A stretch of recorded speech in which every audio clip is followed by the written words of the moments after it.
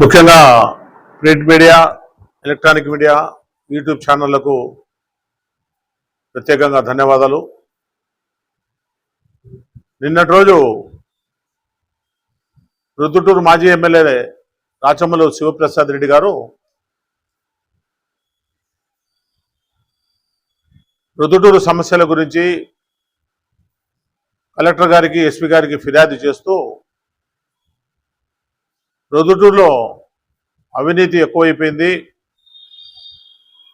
రుద్దుటూరులో ఇసుక మాఫియా, ఇసుక దందా ఎక్కువైపోయింది, సౌడు దగ్గర పేదల భూములు లాక్కుని ఇండస్ట్రియల్ పేరుతో దౌర్జన్యాలు చేస్తున్నారు అనేది ప్రింట్ మీడియాలో రావటం జరిగింది, ఎలక్ట్రానిక్ మీడియాలో కూడా వచ్చింది. మేము రాచమల్లు శివప్రసాద్ రెడ్డికి సవాల్ ఇస్తున్నాం. ఇసుక మాఫియా చేసేదానికి రాష్ట్రంలో ఉచిత ఇసుక చంద్రబాబు నాయుడు గారు రవాణా స్వీకారం చేస్తానే మీరు చేసిన దౌర్భాగ్య పనులకు, మీరు చేసిన దౌర్జన్యాలకు, మీరు చేసిన అక్రమాలకు అడ్డుకట్ట వేస్తూ ఉచిత ఇసుక విధానాన్ని అమలు చేయడం జరిగింది. ఎవరికి అవసరమైతే ఏ ప్రాంతంలో ఇసుక దొరుకుతుందో ఆ ప్రాంతాల నుంచి ఉచితంగా పోయి ఇసుక తెచ్చుకోవచ్చని ఒక జీవోను పాస్ చేసి రాష్ట్రమంతా అమలు చేస్తూ ఉన్నారు.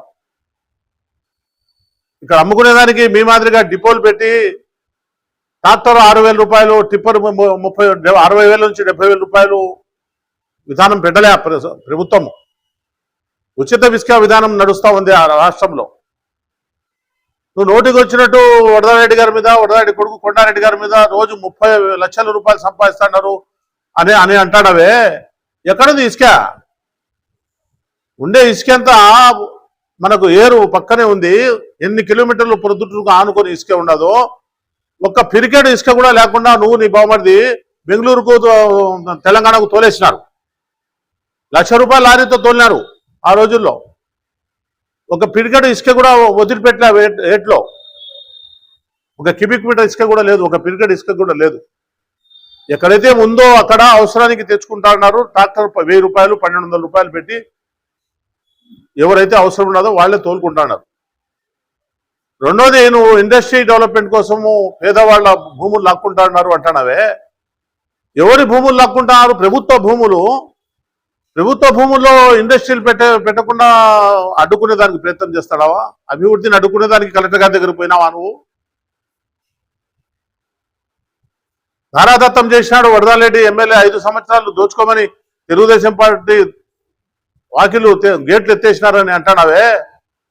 ఏముంది రాష్ట్రంలో? నువ్వు, నీ సహచర ఎమ్మెల్యేలు, నీ ముఖ్యమంత్రి, మీ ఎంపీలు అందరూ దోచుకునేది కాక ఏమన్నా ఉందా రాష్ట్రంలో?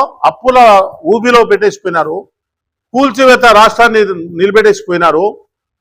రాష్ట్రము మీ పనులకు, మీరు చేసే పనులకు, మీరు చేసే దుర్మార్గ ఆలోచనలకు, దుర్మార్గ పనులకు మీకు డిపాజిట్ కూడా రాకుండా ఓడిచేసి ప్రభుత్వాన్ని, కూటమి ప్రభుత్వాన్ని తెచ్చుకునేది రాష్ట్రం. ఇప్పుడిప్పుడే పుంతలు తొక్కుతా ఆ పక్క అమరావతిని, ఆ పక్క పోలవరాన్ని కంప్లీట్ చేసుకోవాలని, ఇండస్ట్రీ డెవలప్మెంట్ చేయాలని, సాఫ్ట్వేర్ కంపెనీలు రావాలని, మంచి హాస్పిటల్, మంచి కాలేజీలు ఉండాలని చెప్పి రెయ్యింబగులు గెలిచిన ఎమ్మెల్యేలు, మంత్రులు, ముఖ్యమంత్రి శ్రమించి పనిచేస్తూ ఉంటే మీరు అభివృద్ధి జరగకుండా అభివృద్ధి నిరోధక శక్తుల మాదిరిగా తయారై పేపర్ స్టేట్మెంట్లు ఇస్తూ మేమొస్తే అది జరగనీయకుండా చేస్తాము, ఇది జరగనీయకుండా చేస్తాము, అమరావతిని లేకుండా చేస్తాము, అమరావతి మేము మారుస్తాము అని చెప్పి స్టేట్మెంట్ ఇచ్చుకుంటా ఎవరైతే పెట్టుబడులు పెడుతున్నారో, పెట్టుబడులు పెట్టడానికి వస్తున్నారో వాళ్ళను భయభ్రాంతులకు గురి చేస్తా మీరు చేస్తూ ఉన్నారే. ప్రజలు మీరు శ్రమిస్తారా? నువ్వు ఎమ్మెల్యే, మాజీ ఎమ్మెల్యే నువ్వు రాచమల్లు ప్రసాద్ రెడ్డి, నువ్వు ఎన్ని మాటలు, ఎన్ని ప్రమాణాలు, ఎన్ని వాగ్దానాలు చేసినావు. 2 సార్లు ఎమ్మెల్యే నువ్వు, ఒకసారి అధికారంలో ఉన్నావు. ఒక్క వాగ్దానం నెరవేర్చుకున్నావా? ఒక్క వాగ్దానం చెప్పు. 2 సెంట్లు స్థలము బీగం వేసి ఇస్తాను, ఇళ్ళు కట్టించిస్తాను, పట్టా నీ చేతికి ఇస్తాను, చెల్లెళ్ళలారా, అక్కలారా, మేనకోడళ్ళారా అని అన్నావే. ఒకళ్ళకన్నా ఇచ్చినావా? అవన్నీ ప్రజలు గమనించి నీకు ఓడించినారు. అయినా నీకు బుద్ధి రాలే. పొద్దుటూరు రాష్ట్రం అంతా ఎక్కడా లేని విధంగా పొద్దుటూరులో గుట్కా మాఫియా నీ వల్లనే వచ్చింది. అది కూడా ప్రజలు గమనించినారు. ఎవరు ఏ షాపులో అమ్మకున్నా నీ బావమరిది నీ ఏజెంట్ను పెట్టి నువ్వు గుట్కాను అమ్మించినావు. ఆ క్రికెట్ గురించి క్రికెట్ ఇచ్చలు విడి అయిపోయింది అంటున్నావు. రుదుటూరులో నీ సామ్రాజ్యం నడిచిన రోజులు ఎట్లున్నది? క్రికెట్ అయినా మట్కా అయినా వేరే వేరే అసాంఘిక కార్యక్రమాలైనా ఇప్పుడు ఎట్లుంది? ఇక్కడ ఉండేది చంద్రబాబు నాయుడు ముఖ్యమంత్రి, జగన్మోహన్ రెడ్డి కాదు. జగన్మోహన్ రెడ్డి ముఖ్యమంత్రి ఉన్నప్పుడు ఎమ్మెల్యేలు చెప్పినట్టుగా వినాలని పోలీస్ వ్యవస్థను, రెవెన్యూ వ్యవస్థను, ఎన్ని డిపార్ట్మెంట్లు ఉన్నాయో అన్ని డిపార్ట్మెంట్లను మీరు చెప్పు చేతుల్లో పెట్టుకొని నువ్వు ఒక ఎమ్మెల్యేగా ఉన్నప్పుడు నీకు ఒక ఎస్కాట్ ముందు పక్క కుయి కుయి కుయి అని ఒక బండి పోతా ఉండాల, వెనకాల నీ సిబ్బంది. ఇప్పుడు అట్లుందా?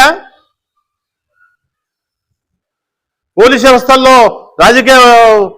రాజకీయాలు చోటు ఉందా? రాజకీయాలు ఎవరైనా పలుకుబడి ఉపయోగిస్తున్నారా? సీఏలను డిఏజీలు ఎస్పీలు వేసుకుంటున్నారు, డిఏజీలు ఎస్పీలు ఎస్ఐలు వేసుకుంటున్నారు. పరిపాలన ఏ విధంగా ఉండాలా, ప్రజలకు ఏ రకంగా మనం చేయాలని చెప్పి వ్యవస్థ పనిచేస్తూ ఉంది. కానీ రాజకీయ జోక్యం ఎక్కడైనా ఉందా? రాజకీయ జోక్యాలతో ఎవరైనా సీఏలు వచ్చినారా పొద్దుటూరులో? కడపలో ఎస్పీ గారు కానీ కలెక్టర్ గారు కానీ ఎవరైనా ఎమ్మెల్యేలు చెప్పినట్టుగా వచ్చినారా? మీరు మీ ఎంపీ గారు, మీరు ఎమ్మెల్యేలు, ముఖ్యమంత్రి అంజద్ బాషా ఉన్నప్పుడు ఎట్లున్నది పరిస్థితి? ఎవరిని పట్టుకొని పనిచేస్తున్నారు మీరు?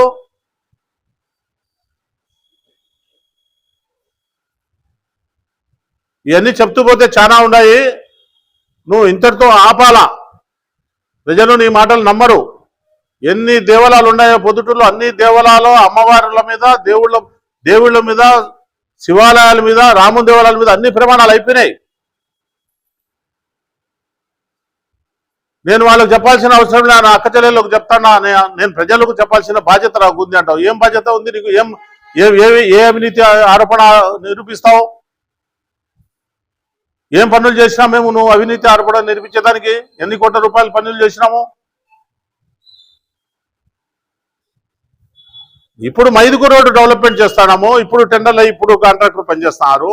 ఈ పక్క కొరపా రోడ్ వైడనింగ్ 10-15 కోట్ల రూపాయలు ఇప్పుడు గవర్నమెంట్ తెచ్చి ఇప్పుడు పనిచేస్తున్నాము. ఇక్కడ అనకాపరమేశ్వరి సర్కిల్ నుంచి రిలయన్స్ పెట్రోల్ బంక్ వరకు రోడ్ వైడనింగ్ చేసి ఇప్పుడు పనిచేస్తున్నాము. ఇప్పుడు అభివృద్ధి పనులు ఇప్పుడు జరుగుతూ ఉన్నాయి. నీ టైంలో ఏం జరిగినాయా? జరిగినట్టు బిల్లులు చేసుకున్నావు. మున్సిపాలిటీలు కానీ ప్రభుత్వ నిధులు కానీ జరిగినట్టు బిల్లులు చేసుకున్నావు. కూరగాయల మార్కెట్ 50 కోట్ల రూపాయలు ఎస్టిమేట్ అంచనా ఇచ్చి 20 కోట్ల రూపాయలు కూడా పని జరగలే, పని నిలబడిపోయింది. ఇప్పుడు నిధులు తీసుకొని వచ్చి ఇప్పుడు మొదలు పెట్టాము. అబద్ధాలు చెప్పి రోజుకు 10 అబద్ధాలు చెప్తే ఒకటన్నా జనం నమ్ముతారనే ఆలోచనతో నీ అబద్ధాలు నడుస్తానని ప్రజలందరూ గమనిస్తూ ఉన్నారు. ప్రజలు నువ్వు పోయినసారి 23,000 ఓట్లతో ఓడిపోయినావు. రాబోయే ఎలక్షన్లో 50,000తో ఖచ్చితంగా ఓడిపోతావని చెప్పి నేను ఈ సందర్భంగా తెలియజేస్తున్నాను. రెండో విషయం ఏమంటే, తెలుగుదేశం పార్టీలోనే ఉంటూ 2 సంవత్సరాలు ఇన్ఛార్జిగా పనిచేసిన ప్రవీణ్ కుమార్ రెడ్డి, వరదరాజరెడ్డి గారు కానీ వరదరాజరెడ్డి గారి కుమారుడు కానీ ఎటువంటి వాళ్ళు అనేది వాళ్ళ కుటుంబానికి అంతా తెలుసు. ప్రవీణ్ కుమార్ రెడ్డి పెద్దనాన్న గారు మాజీ ఎమ్మెల్యే వీరశివారెడ్డి గారు అయితేనేమి, ప్రవీణ్ కుమార్ రెడ్డి గారి తండ్రి ప్రతాప్ రెడ్డి గారు అయితేనేమి, డాక్టర్ కృష్ణారెడ్డి గారు అయితేనేమి, రాఘవరెడ్డి గారు అయితేనేమి, వాళ్ళ కుటుంబంకంతా వరదరాజరెడ్డి గారి విషయము, వరదరాజరెడ్డి గారి కుటుంబం విషయము ప్రవీణ్ రెడ్డి గారికి తెలుసు. ప్రవీణ్ రెడ్డి గారు మొన్న చెప్తూ, నువ్వు ఊరంతా అప్పులు చేసినావు, నువ్వు అన్ని కోట్లు సంపాదించినావు, ఇన్ని కోట్లు సంపాదించినావు అని చెప్పి వరదరాజరెడ్డి గారి కుటుంబం మీద, కొండారెడ్డి గారి మీద అపవాదులు వేయటము, మా పార్టీలోనే ఉంటూ తెలుగుదేశం పార్టీలో ఉంటూ చేయటం ఇది సబబు కాదని చెప్పి నేను ప్రవీణ్ రెడ్డి కూడా తెలియజేస్తున్నాను. ఎందుకంటే 2 సంవత్సరాలు ఇన్ఛార్జిగా పనిచేసినావు, నీకు పార్టీ గన్మెన్ కూడా ఇచ్చింది, నువ్వు పార్టీలో ఉన్నావని చెప్పి తెలుగుదేశం పార్టీ కార్యకర్తలు కూడా పొద్దుటూరులో అనుకుంటా ఉన్నారు. ఏదైనా ఉంటే వరదరాజరెడ్డి గారి మీద కానీ ఇంకోటి కానీ నువ్వు పార్టీకి పోయి కంప్లైంట్ చేయాల్సిందే కానీ పత్రికలు ఎక్కకూడదు.